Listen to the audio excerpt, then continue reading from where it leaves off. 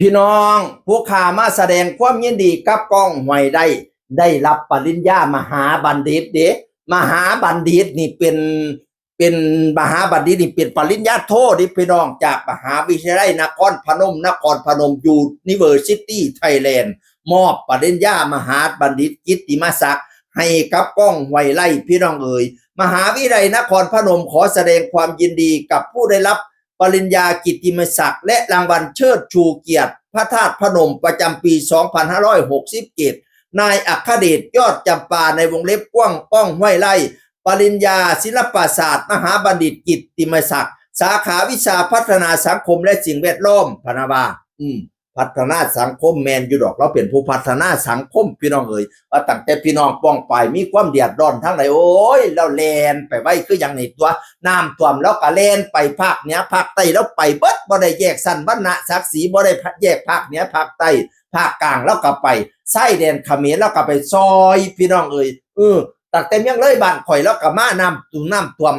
บ้านสูบน้ำปลามาหมื่นปีนั่นพี่น้องโอ้ยแล้วบ่แม่นว่าเรามาแต่เงินเด้โตนี่แล้วก็ลุยล่างบ้านล่างเฮียล่างซ่านซอยเขาพี่น้องมาเป็นทีมงานข้าเจ้าเตะโกโก้ศิลปินในสังกัดเล่าหลายพี่น้องเพียนฝูงเล่าหลายบัดนี้มหาวิทยาลัยนครพนมก็เลยมอบปริญญาศิลปศาสตร์มหาบัณฑิตกิตติมศักดิ์สาขาพัฒนาสังคมและสิ่งแวดล้อมพนาวา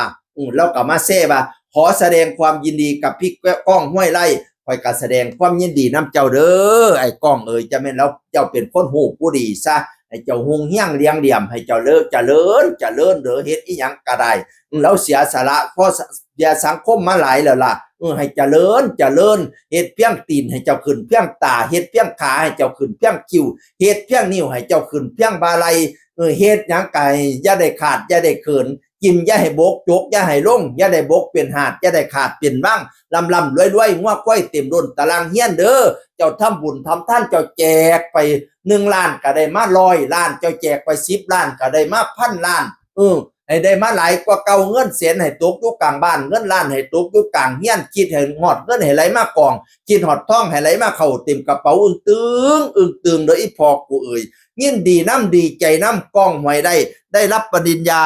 ศิลปศาสตร์มหาบัณฑิตกิตติมศักดิ์จากมหาวิทยาลัยนครพนมเสียงคนเก่าเว้าสู่ฟังสวัสดีครับ